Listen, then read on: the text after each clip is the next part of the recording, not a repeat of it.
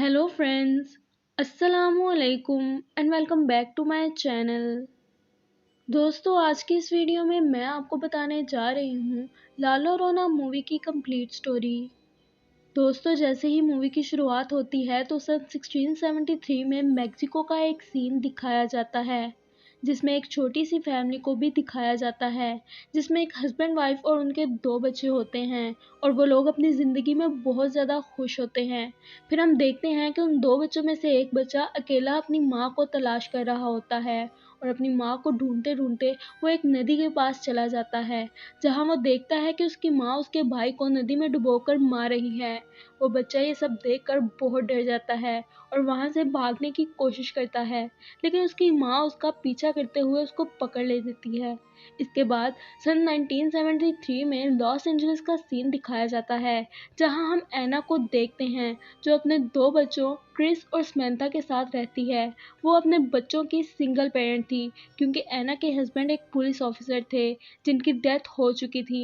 एना घर के मामलात और अपने बच्चों की देखभाल खुद ही करती थी। इसके अलावा एना डिपार्टमेंट ऑफ सोशल सर्विस में भी जॉब करती थी। उस डिपार्टमेंट का काम ये था कि वो उन वालिदैन को देखें जो अपने बच्चों की सही से देखभाल और परवरिश नहीं करते। एना को अपने ऑफिस से ये पता चलता है कि एक पैट्रिशिया नाम की औरत का केस उसकी एक कोलीग को दिया जा रहा है। ये एक ऐसा केस था जिसे पिछले कई सालों से एना ही देख रही थी और ये चीज़ एना को पसंद नहीं आई। तभी एना के बॉस उसे समझाते हैं कि एना पर पहले ही काम का बहुत ज़्यादा बोझ है और यहाँ तक कि उसे अपने बच्चों को भी अकेले ही देखना होता है और यही वजह है कि ये केस उसके अलावा किसी और को दिया जा रहा है। मगर फिर भी एना इस बात पर मुत्तफिक नहीं होती। वो कहती है कि मैं पैट्रिशिया को जानती हूँ और वो मुझ पे बिलीव भी करती है और उसके बच्चों को तो मैंने अपनी आंखों के सामने ही बड़े होते हुए देखा है।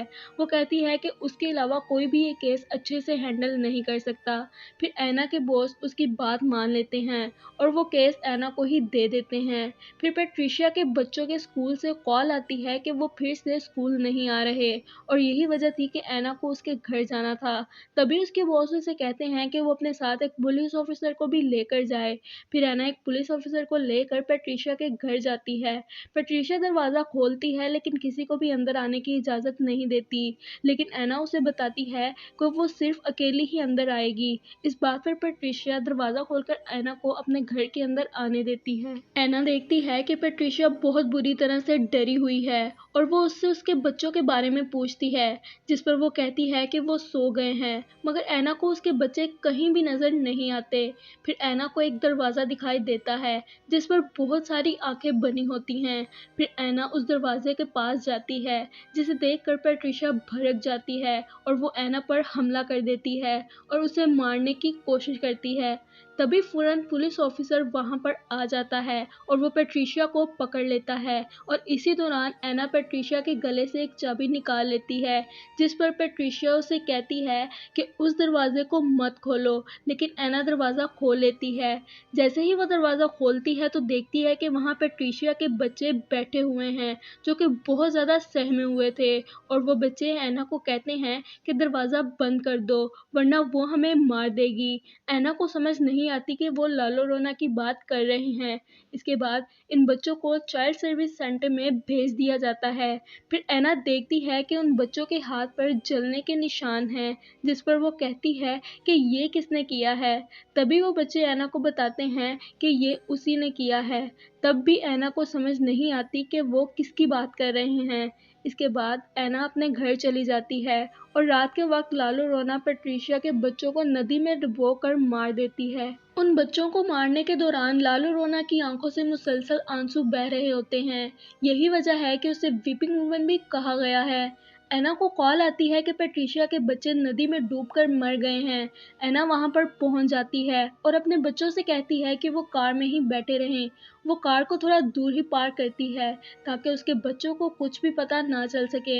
एना भी उन बच्चों की डेड बॉडीज के पास पहुंचती ही है कि तभी वहां पर पैट्रिशिया भी आ जाती है और वो एना को कहती है कि तुमने मेरे बच्चों को मार डाला है और ये भी कहती है कि सिर्फ एक ही रात बची थी और इसके बाद हमें उससे छुटकारा मिल जाता। जिस पर एना उससे पूछती है कि किससे। तब पैट्रिशिया उसे जवाब देती है कि लालो रोना से। इसके बाद पुलिस वाले पैट्रिशिया को वहां से लेकर चले जाते हैं। फिर हम देखते हैं कि कार में समंथा सो जाती है जबकि क्रिस जाग रहा होता है। वो चुपके से गाड़ी से उतरकर उन बच्चों की डेड बॉडीज को देखने जाता है। इसी दौरान क्रिस को वहां पर किसी के रोने की आवाज़ सुनाई देती है और ये आवाज़ लालो रोना की ही होती है जो कि क्रिस को अपने पास बुला रही होती है और फिर वहां से गायब भी हो जाती है। और फिर एकदम से वो क्रिस के पास आ जाती है और उसका हाथ पकड़ लेती है जिसकी वजह से क्रिस का हाथ जल जाता है और क्रिस के हाथ पर भी वैसा ही जलने का जख्म बन जाता है जैसा पैट्रिशिया के बच्चों के हाथ पर था। क्रिस काफी डर जाता है और कार में आकर बैठ जाता है, लेकिन लालो रोना भी वहां पर पहुंच जाती है और क्रिस को डराना शुरू कर देती है। लालो रोना कार के अंदर आने की बहुत कोशिश करती है। फिर ऐना वहां पर आ जाती है और अपने बच्चों को लेकर घर आ जाती है। अगले दिन सुबह ऐना चर्च जाती है और चर्च के बाहर एक विच डॉक्टर जिनका नाम राफेल ओलिवेरा होता है वो खड़े होते हैं। वो अपने जादुई वर्ड्स की मदद से लोगों का इलाज कर रहे होते हैं जिससे लोग ठीक हो जाते हैं। ऐना फादर से लालो रोना के बारे में पूछती है। फिर फादर उसे लालो रोना के बारे में सब बता देते हैं। दूसरी जानिब समंथा अपने घर में खेल रही होती है और उसे भी वहां पर लालो रोना दिखाई देती है। लालो रोना समंथा के हाथ पर भी वैसा ही जख्म बनाकर उसे कर्ज कर देती है और समंथा वहां से भागी भागी चली जाती है। ऐना घर आ जाती है और वो देखती है कि समंथा बहुत ज़्यादा डरी हुई है। ऐना उसके हाथ पर मौजूद जले हुए जख्म के बारे में पूछती है। तब समंथा झूठ बोल देती है कि मैं कहीं पर गिर गई थी। दोस्तों फिर हम एक डिटेक्टिव को देखते हैं जिनका नाम कूपर होता है। वो ऐना के घर आते हैं क्योंकि वो ऐना के हस्बैंड के दोस्त थे। कूपर ऐना को बताते हैं कि पुलिस वालों को पैट्रिशिया पर ही शक है कि उसी ने अपने बच्चों को मारा है, मगर पैट्रिशिया और उसके गवाहों का ये कहना है कि मर्डर के दौरान पैट्रिशिया सारा वक्त चर्च में ही मौजूद थी। कूपर ऐना को एक फाइल देते हैं ताकि पैट्रिशिया के केस के बारे में वो थोड़ी सी इंफॉर्मेशन ले सके। दोस्तों फिर हम देखते हैं राफेल को जो कि पैट्रिशिया के घर से लालो रोना के आंसू कलेक्ट कर रहे होते हैं। और फिर रात को ऐना पैट्रिशिया की फाइल देख रही होती है, तभी अचानक उसे ऐसा महसूस होता है कि वहां पर कोई मौजूद है। वो जाकर देखती है कि क्रिस नींद में चल रहा होता है और तभी अचानक घर का मेन डोर अपने आप ही खुल जाता है और ऐसा महसूस होता है जैसे कोई जादुई ताकत घर के अंदर दाखिल हो गई हो। ऐना क्रिस को उसके बिस्तर पर सुला देती है और समंथा को देखने जाती है और तभी अचानक कोई पैट्रिशिया की फाइल के पेपर्स को उठाकर फेंक देता है। अब ऐना समझ गई है कि यहाँ पर कोई ना कोई मौजूद है और तब ऐना देखती है कि समंथा के रूम में लालो रोना है। इससे पहले कि वो कुछ कर पाती दरवाज़ा खुद ब खुद बंद हो जाता है। इसके बाद ऐना के कमरे में भी लालो रोना आ जाती है। तब ऐना उसे वहां से जाने का कहती है। इतनी ही देर में क्रिस और समंथा दरवाज़ा खोल के वहां पर आ जाते हैं। ऐना उन दोनों को अपने बिस्तर पर सुला देती है, लेकिन खुद वो सारी रात जागती रहती है क्योंकि उसे नींद नहीं आती। ऐना पैट्रिशिया से मिलने जाती है, लेकिन पैट्रिशिया ऐना को ही उसके बच्चों की मौत का जिम्मेदार समझती है। इसी दौरान ऐना पैट्रिशिया के हाथ पर ठीक उसी तरह का जले का निशान देखती है। पैट्रिशिया उसे बताती है कि ये लालो रोना ने ही किया है और अब ऐना के बच्चों को भी उसके रोने की आवाज़ आएगी और वो उसके बच्चों को मार देगी। पैट्रिशिया ऐना को ये बताती है कि मैंने लालो रोना को कहा है कि मेरे बच्चे तुम मुझे वापस दे दो और ऐना के बच्चों को ले जाओ। फिर हम देखते हैं कि दूसरी जानिब क्रिस को किसी के रोने की आवाज़ आती है और जब वो देखता है तो पहले तो लालो रोना उसे डराती है और फिर उसे सीढ़ियों से नीचे गिरा देती है, लेकिन मौके पर ही ऐना वहां पर पहुंच जाती है और क्रिस को हॉस्पिटल ले जाती है। और फिर जब डॉक्टर क्रिस के हाथों पर जलने का जख्म देखते हैं तब वो डिपार्टमेंट ऑफ सोशल सर्विस को फ़ोन करके बता देते हैं। फिर रात को ऐना के घर वही डिटेक्टिव कूपर और उसकी कोलीग डोना आते हैं और वो ये देखने आते हैं कि ऐना कहीं अपने बच्चों पर किसी किस्म का कोई तशद्दुद तो नहीं करती।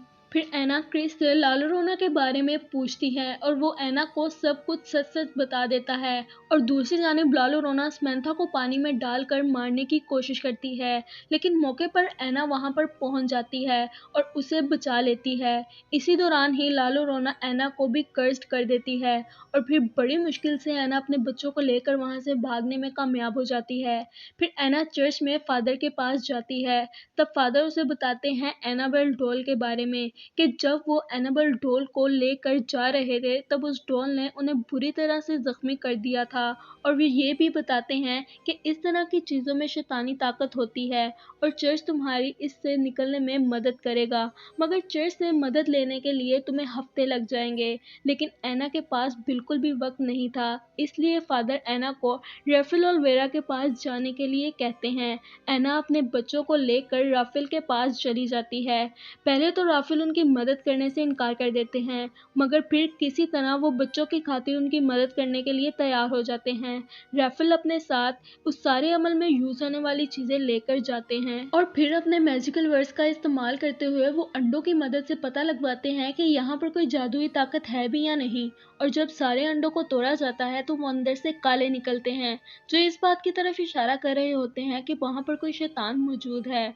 फिर राफेल अपने मुंह में कुछ पढ़ते जाते हैं और सारे घर को शैतानी ताकत से बचाने के लिए अमर करते जाते हैं, क्योंकि रात होने वाली थी और लालो रोना की ताकतें भी मजीद बढ़ने वाली थी, इसलिए वो घर में जगह जगह अपनी चीजें रख देते हैं। फिर राफेल क्रिस को उस क्रॉस के बारे में बताते हैं जो कि फायर ट्री से बना हुआ होता है, और ये भी बताते हैं कि जब लालो रोना अपने बच्चों को मार रही थी तब उसे ऐसा करते हुए सिर्फ फायर ट्रीज नहीं देखा था, और उस वक्त वो फायर ट्रीज रो रही थी। फायर ट्रीज लालो रोना के इस गुनाह का अकेला और इकलौता सबूत थी, और इसके आगे लालो रोना की सारी ताकतें कमजोर पड़ जाती हैं। साथ ही राफेल बताते हैं कि ये एक बहुत ही ताकतवर शैतान है और हम सबको इसके खिलाफ मिलकर लड़ना होगा। फिर वो अपने अमल की मदद से लालो रोना के आंसू को पाक करते हैं ताकि उन्हें लालो रोना के खिलाफ इस्तेमाल किया जा सके। जब रात हो जाती है तो उन्हें लालो रोना के आने का पैगाम मिल जाता है और राफेल एना और उसके बच्चों को मोमबत्तियों से बने हुए एक दायरे के अंदर बिठा देते हैं, और फिर एक बार फिर से तेज हवा का झोंका घर में दाखिल होता है, जिसकी वजह से सारी मोमबत्तियां बुझ जाती हैं। लालो रोना घर के अंदर दाखिल हो जाती है और वह सबसे पहले एना पर हमला कर देती है, और फिर क्रिस को लेकर वो बाहर की तरफ जाने लगती है। लेकिन तभी राफेल क्रिस को पकड़ लेते हैं और वो उसी के आंसू उस पर फेंक देते हैं। जैसे ही वो आंसू लालो रोना के चेहरे पर गिरते हैं तो उसका चेहरा जलने लगता है, लेकिन वो अभी भी जिंदा होती है। और इसी दौरान राफेल मौके का फायदा उठाते हुए दरवाजे पर फायर ट्री के बीज लगा देते हैं, क्योंकि इन बीजों को पार करके वो अंदर नहीं आ सकती थी। इसी वजह से लालो रोना मजीद गुस्से में आ जाती है और वो पीछे के दरवाजे से अंदर आने की कोशिश करती है, और राफेल के साथ मिलकर सब लोग पीछे के दरवाजे को बंद करने की कोशिश करते हैं। यहाँ पर लालो रोना ने ये जाल बिछाया था, इसलिए ताकि सब लोग पीछे के दरवाजे को बंद करने लग जाएं और वो आगे के दरवाजे से आने की कोशिश करे। फिर लालो रोना समंथा को उसकी डॉल के जरिए घर से बाहर निकालने की कोशिश करती है। समंथा को दरवाजे के बाहर उसकी डॉल नजर आती है और वह दरवाजा खोल के उसे लेने के लिए जाती है। समंथा इस बात का बहुत ध्यान रखती है कि वो बीजों की तह को पार ना करे, और तभी वहां पर एना पहुंच जाती है। वो समंथा को डॉल लेने से मना करती है और भागते हुए उसके पास जाती है, लेकिन समंथा के हाथ में उसकी डॉल आ जाती है। जब वो डॉल को अंदर की तरफ खींचती है तो बीजों की वो लाइन टूट जाती है। इसी तरह लालो रोना समंथा को बाहर खींच लेती है और दरवाज़ा खुद ब खुद बंद हो जाता है। फिर लालो रोना समंथा को पूल में डालकर मारने की कोशिश करने लगती है, लेकिन एना भी वहां पर पहुंच जाती है और उसे बचाने के लिए वहां पर पानी में कूद जाती है। जैसे ही एना समंथा को बचाने के लिए उसकी तरफ बढ़ती है, लालो रोना उस पर भी हमला कर देती है और उसे भी जान से मारने की कोशिश करती है। तभी राफेल भी वहां पर पहुंच जाते हैं और वो स्विमिंग पूल में अपनी कोई जादुई चीज डाल देते हैं, जिसकी वजह से स्विमिंग पूल का पानी शफाफ हो जाता है और लालो रोना को वहां से बाहर निकलना पड़ता है। इसी तरह एना और समंथा की जान बच जाती है। फिर हम देखते हैं कि एना के हाथ में लालो रोना का लॉकेट आ जाता है और वो लोग समंथा को लेकर जल्दी से घर के अंदर चले जाते हैं। समंथा बार बार घर से बाहर जाने की कोशिश करती है, जिस पर राफेल एना को बताते हैं कि समंथा के ऊपर लालो रोना ने कब्जा कर लिया है और जब भी लालो रोना समंथा को अपने पास बुलाएगी तो वो उसकी तरफ चल पड़ेगी। रखेगी। और राफेल ऐना को ये भी बताते हैं कि जब तक लालो रोना से पीछा नहीं छूटता हमें इन दोनों बच्चों की हिफाजत करनी होगी। ऐना अपने बच्चों को कबर्ड में उसी तरह बंद कर देती है जिस तरह पैट्रिशिया ने अपने बच्चों को बंद किया था। दूसरी जानिब लालो रोना घर के बाहर अभी भी बच्चों का इंतजार कर रही होती है। फिर ऐना राफेल को वो लॉकेट दिखाती है जो उसने लालो रोना के गले से उतारा था। राफेल ऐना को कहते हैं कि तुम इसे संभाल के रखो, हम इसे उसके खिलाफ भी इस्तेमाल कर सकते हैं। कुछ देर बाद एक औरत उन बीजों की लाइन को पार करते हुए ऐना के बच्चों के पास आ जाती है। ये औरत पैट्रिशिया होती है जिसे ये गुमान होता है कि अगर वो क्रिस और समंथा को लालो रोना के हवाले कर देगी तो वो उसके बच्चे उसे लौटा देगी। राफेल पैट्रिशिया को रोकने की बहुत कोशिश करते हैं लेकिन वो उन्हें शूट कर देती है और बीजों की लाइन को तोड़ देती है। इसी तरह लालो रोना को भी घर के अंदर जाने का मौका मिल जाता है। अंदर आते ही पहले वो ऐना पर हमला करती है और उसे बेसमेंट में फेंक देती है और दरवाज़ा अपने आप ब्लॉक हो जाता है। फिर वो अपनी शैतानी ताकत से सारे घर के दरवाजे बंद कर देती है ताकि बच्चे बाहर ना जा सकें। इसी दौरान क्रिस लालो रोना का वो लॉकेट उठाकर समंथा के साथ ऊपर की जानिब भागता है। क्रिस और समंथा स्टोर रूम में जाकर छुप जाते हैं और लालो रोना उनका पीछा करते हुए वहां पर पहुंच जाती है।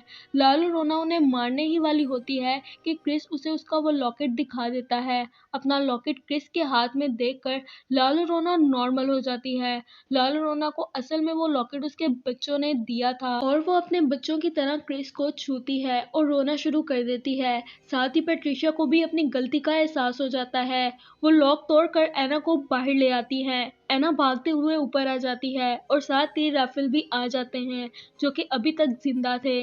दूसरी जानिब जब लालो रोना क्रिस को प्यार कर रही होती है तो पीछे पड़े शीशे पर से कपड़ा हट जाता है और जब लालो रोना खुद को शीशे में देखती है तो फिर से शैतान बन जाती है और वो शीशा भी टूट जाता है। लालो रोना राफेल को हवा में उठाकर बाहर फेंक देती है और इसी दौरान ऐना भी वहां पर पहुंच जाती है। क्रिस और समंथा भागकर ऐना के पास आ जाते हैं।